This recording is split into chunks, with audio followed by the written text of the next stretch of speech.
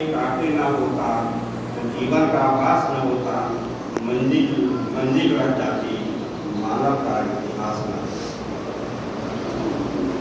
आप सबों को इस सम्मान समारोह में आप मेरा स्वागत सम्मान करने के लिए आप सबको हार्दिक धन्यवाद और सप्रेम नमस्कार। सम्मानीय महोदय जी, सम्मानित मंच प्रधानाचार्य और आदरणीय हमारे सहयोगी वृंद आचार्य जी और दीदी, आप सबों के साथ इतना हिलमिल करके मैं रहा, वह प्रेम वह प्यार यह नहीं मिलेगा। इतना भी हम दूसरे क्षेत्र में चले जाएं और मैं अपना जीवन तो मैं तय कर लिया हूँ, मुझे कहाँ जाना है। और इस विधा को मैंने कई विधाओं को मैंने इस विद्या भारती के कार्य करते हुए मैंने सीखा है।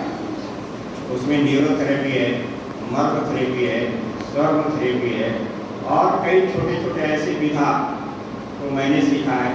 अभी मैं बात कर रहा था देहरादून जाने के लिए एक ऐसा थेरेपी है जिसके माध्यम से कोई भी पेन हो, कहीं भी पेन हो, उसको मात्र 2 मिनट में दूर किया जा सकता है। मैं इस विधा को मैं सीखने के लिए मैं अभी देहरादून जा रहा हूँ। इसलिए मैंने अपने अध्यक्ष महोदय जी से उन्हें बात भी कर दी कि भाई अगर देहरादून में है तो जाने का क्या है, क्या बताएंगे, कोई नहीं है। फिर भी मैं प्रयास करूँगा, जाऊँगा तो जरूर। इसी जून में 11 जून से 15 जून तक का कार्यक्रम है और उसमें मैं जाऊँगा। कई विधाएँ वहाँ सीखना है मुझे और विधा को सीख कर के ये मेरा तीसरा अध्याय होगा। प्रथम अध्याय तो शिक्षण था, दूसरा अध्याय शिक्षक बनना था, अब तीसरा अध्याय मेरा सेवा करना है। यदि समाज के बीच में जाकर के जो ऐसे पीड़ित हैं, जो रोगों से पीड़ित, दवा खा खा करके बीमार पड़ रहे हैं, वह उनको बीमारी चंद सेकंड में, चंद मिनटों में उनको दूर कैसे किया जाए, मैं इस विधा को मैं कुछ सीखा भी हूँ और मैं सीखने के प्रति अभी ललाई हूँ। और मेरा प्रयास रहता है कि कोई भी अगर मेरे पास आते हैं तो मैं कुछ न कुछ उनको ठीक से मैं बताते रहता हूँ कि आप ये अगर करते रहेंगे तो। लेकिन होता क्या है कि लोगों को ये मन में दवा के प्रति इतनी आकर्षण है और वो छूटता भी है। अगर दवा छूट जाए और मेरी विधा को जो मैं बताता हूँ उस विधा को अपना लें तो दवा से मुक्ति मिल जाए।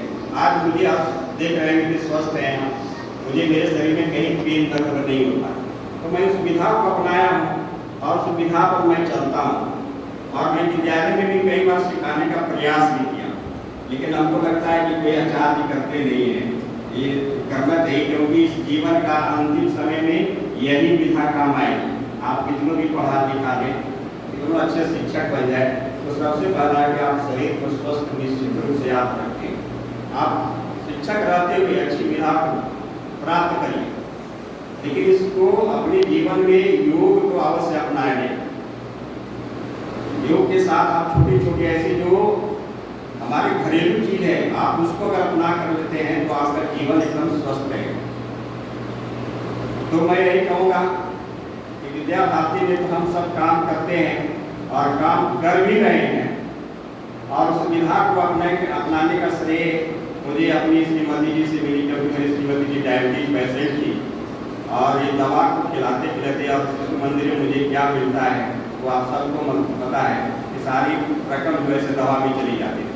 मैंने तब वहाँ से धीरे धीरे को विधा को सीखा कि अपनाया कि मैं कैसे बिना पैसे का इनको इलाज कर सकूँ। लेकिन होनी और कुछ होता है, वो तो चली गई इस दुनिया से, लेकिन मैंने उस विधा को मैंने छोड़ा नहीं और आज मैं लगातार मैं सीख रहा हूँ।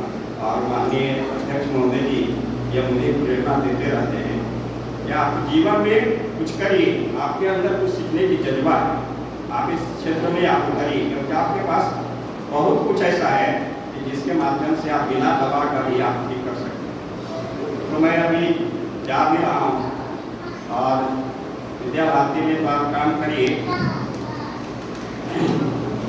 कहता विद्या भारती काम करना सरल भी और कठिन भी। यहाँ पग पग पर हमेशा यानी नित्य प्रतिदिन प्रशिक्षण होता है। आज भी हम इसका है, अगर देखा जाए किस पर यहाँ अगर सम्मानित समारोह में बैठे तो यहाँ भी एक प्रशिक्षण ही है कि किस प्रकार से व्यवस्था करना, ये बहुत बड़ा प्रशिक्षण है।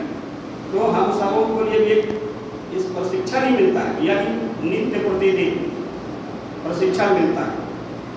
तो हमें यहाँ सुख भी मिलता है, ये प्यार भी मिलता है, प्रेरणा भी मिलती है यहाँ से, और जाने का ये दुख भी होता है या लोगों से ऐसे हम दूर रहेंगे, इतने लोगों के बीच में हम नहीं रहेंगे, यही दुख है। और लेकिन दूर रहते हुए भी मैं आप जब कभी हमें साथ करेंगे, हमेशा आपके सामने रहेंगे। अंत में मैं यही कहना चाहूँगा कि अगर मुझसे कहीं गलती हुई होगी, किसी रूप में बोलने में हो सकता है, कई बात क्रम में, तो हम उसके लिए क्षमा प्रार्थी हैं। अंत में एक मैं कविता सुना करके मैं अपनी वाणी को विराम दूंगा, क्योंकि कविता जो है आप इसको अगर मनन करेंगे तो विद्या भारती में कैसे चलना है, क्या करना है, तो मंजिल आपको मिलेगी। और मंजिल तभी मिलेगी जब आप मेहनत करेंगे तब, और इस राह पर इसके नियम के अनुसार फॉलो करेंगे।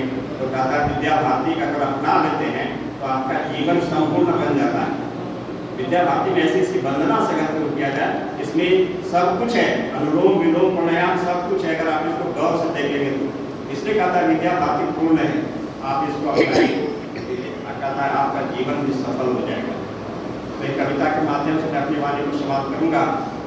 लोहा जितना तकता है उतना ही ताकत भरता है, सोने को जितनी आग लगे वह उतना ही प्रखर निकलता है, हीरे पर जितनी धार लगे उतना ही चमकता है, मिट्टी का बर्तन पकता है तब धून पर खनकता है। सूरज जैसा बनना है तो सूरज जैसा जलना होगा, सूरज जैसा बनना है तो सूरज जितना जलना होगा, नदियों सा आदर पाना है तो पर्वत छोड़ निकलना होगा। हम आदम के बेटे हैं, हम आदम के बेटे हैं, क्यों सोचे राह सफल होगा। हम आदम के बेटे हैं, क्यों सोचे राह सफल होगा। हर ज़्यादा वक्त लगेगा पर वक्त संघर्ष जरूर सफल होगा, पर वक्त संघर्ष जरूर सफल होगा। धन्यवाद।